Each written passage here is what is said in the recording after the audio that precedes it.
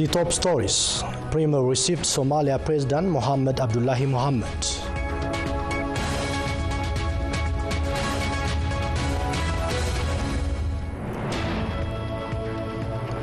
OBN launched Amharic and English FM in Finfinne City.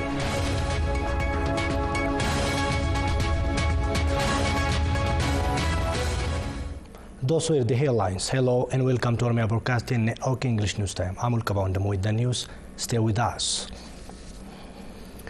President Salok Zewde has left for Vancouver, Canada to attend the 2019 Women Delivery Global Conference, the world's largest conference on gender equality and the health, rights and well-being of girls and women will take place from June 3 to 6.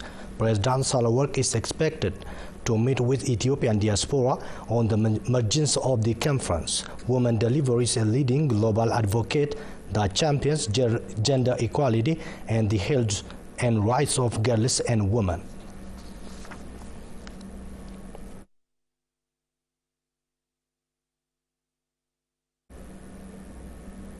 Prime Minister Dr. Abiy Ahmed received Somalia's President Mohamed Abdullahi Mohamed and his delegation this morning and held discussions at the office of the Prime Minister. In the discussion, they raised bilateral issues of mutual interest, including peace and security. The two leaders, including the First Lady of Somalia, planted seedlings with the compound. Prime Minister Dr. Abiy Ahmed visited Somalia in June 2018. During last year's visit, the leaders also agreed to strengthen their bilateral relations and to collaborate with the African Union in seeking solutions to problems on the continent. They also pledged to enhance diplomatic and trade activities and remove all trade and economic barriers.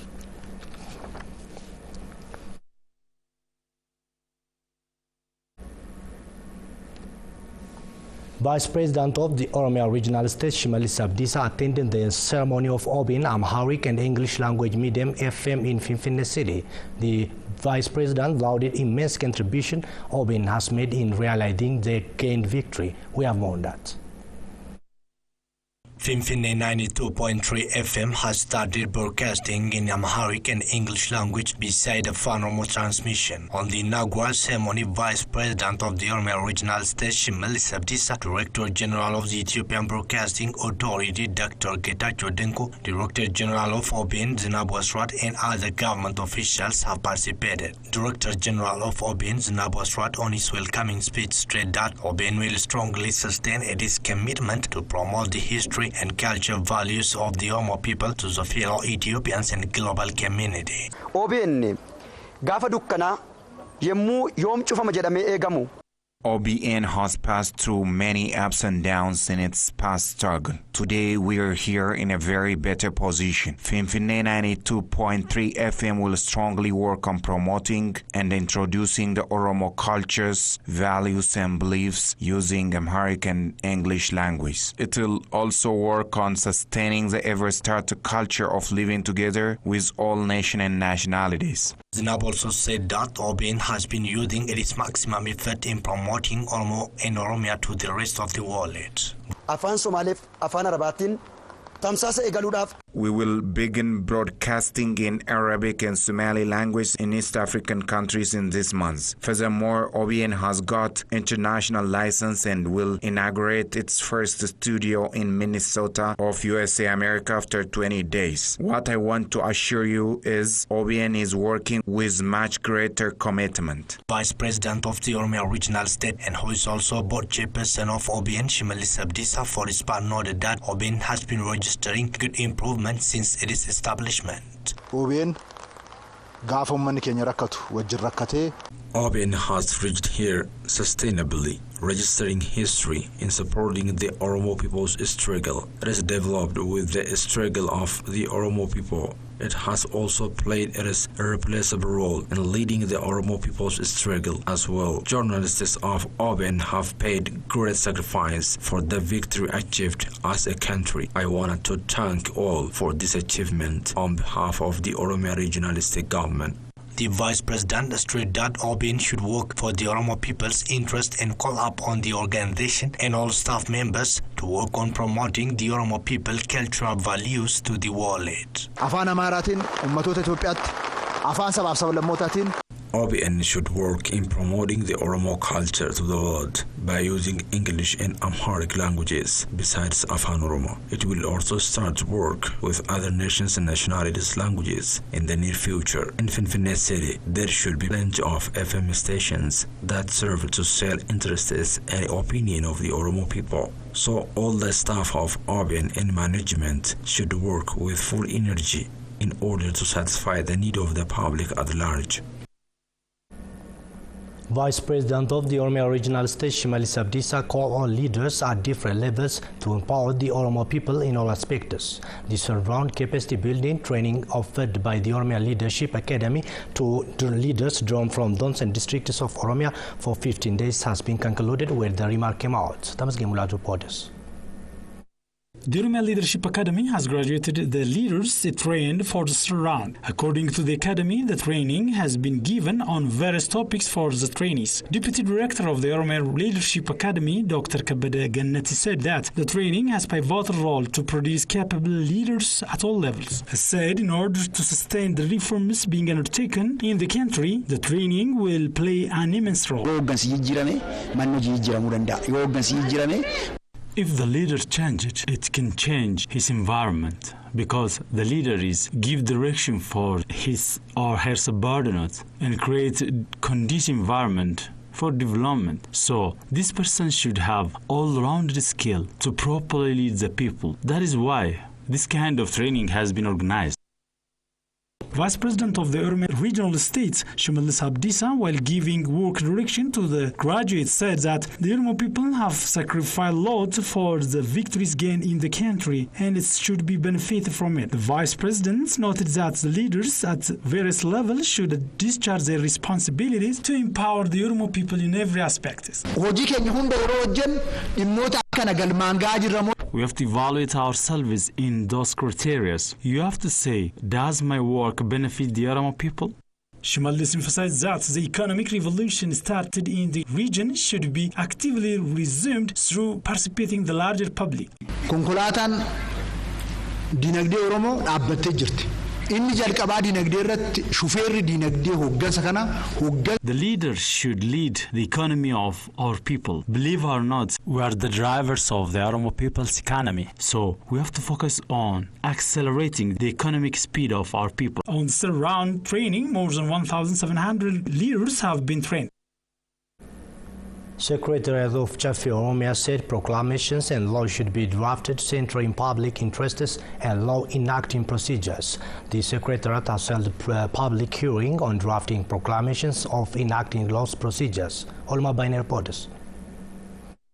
Secretariat of Chafe Oromia has held a public hearing stage to discuss ways of drafting proclamations and laws based on legal framework. A research paper that indicates limitations and drafting proclamations and laws in the region was presented by Chairperson of Administration and Legal Affairs Standing Committee with Chafe Oromia, Isaboru. Participants of the discussion have raised various questions and suggestions based on the presented paper. Speaker of Chafe Oromia, Lomi Bado, said proclamations and laws should be drafted based on legal principle.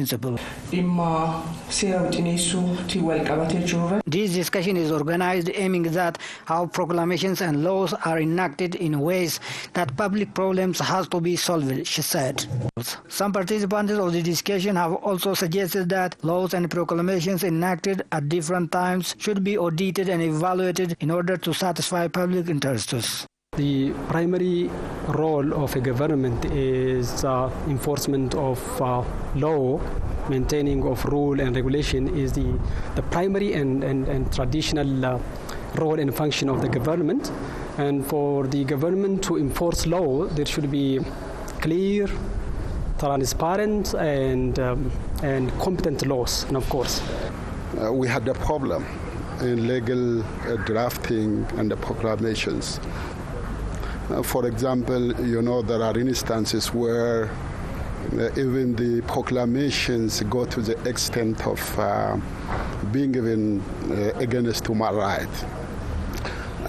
Sometimes, is manipulated by individuals rather than focusing on all the advantage of community.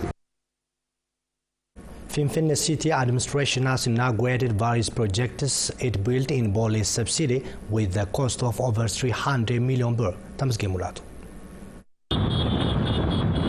149 development projects which was under construction at Bole subsidiary of Finfinne City Administration has been inaugurated. The projects were constructed at an outlay of over 305 million birr, government budget and public participation. Deputy Mayor of Finfinne City, Engineer Takaloma, on the inauguration ceremony said that the farmers' land is development land and should be nurtured and be kept to the next generation.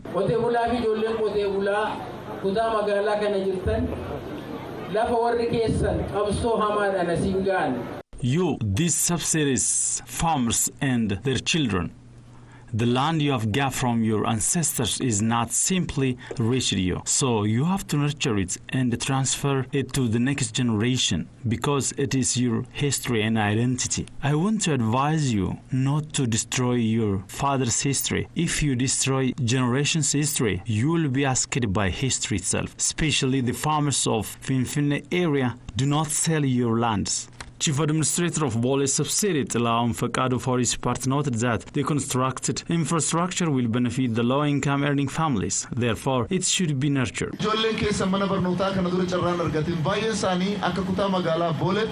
The families that your children couldn't get learning opportunity will have the chance to attend their education in these schools. So you have to keep it clean and safeguard it.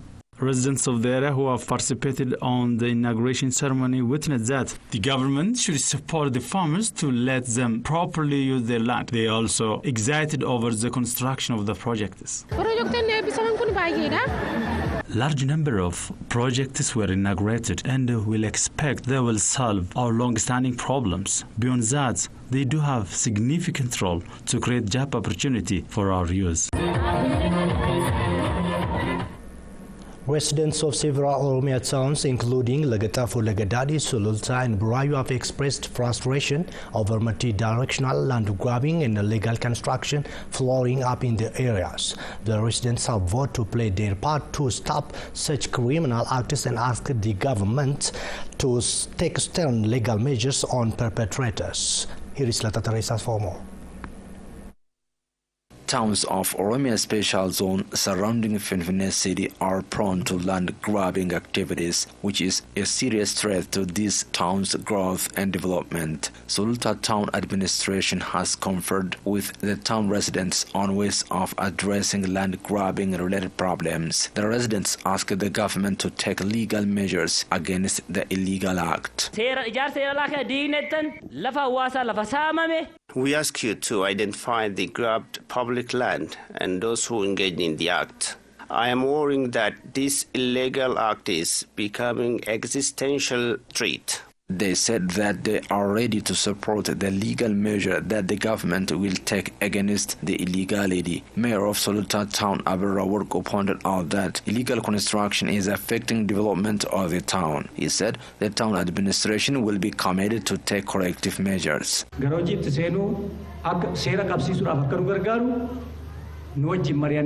We had this discussion with you in order to know your stand so that it helps us to take corrective measures. Unless illegal construction is addressed, the town cannot have the desired form. Head of Sululta Town Land Administration and Usage Office, Desta Marga, said public and private land has been grabbed due to illegal construction in the town.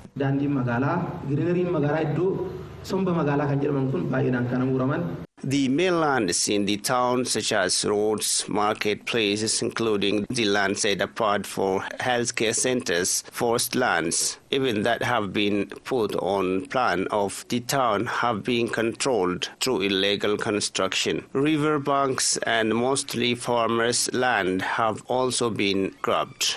Documents show that over 30,000 illegal construction have taken place in the town. Meanwhile, residents of Brayo town have held talks with the town administration on ways of preventing land grabbing and illegal construction. Some participants of the discussion said that the deliberation would have greater role in preventing land grabbing and illegal construction. They blamed the town administration for not taking legal measures against the ever-increasing land grabbing. The residents revealed that the move is not for the sake of residential land. Rather, there is hidden political agenda behind the illegality. They argued the government to take corrective measures.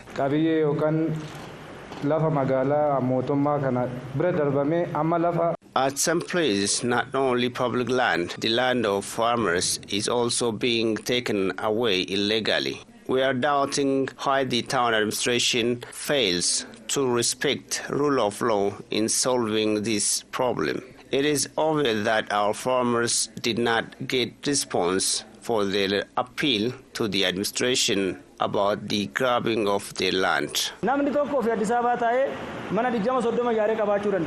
The government should demolish illegally constructed homes. The individuals who engage in illegal construction are not only building homes, but are building politics. If we say these people are poor, it is not fair because we know them very well. Mayor of Brayo Town, Solomon Fayez, said the town administration will demolish all illegal constructions. After holding additional discussions at lower administrative units, we will work together on stopping illegal construction and respecting plan of the town. Anybody who built illegal construction should demolish it before we launch the operation. Many thanks for joining us. That's all what we had for this time. And coming up, I will be back by Peak of the Week. Stay with us. Don't go away.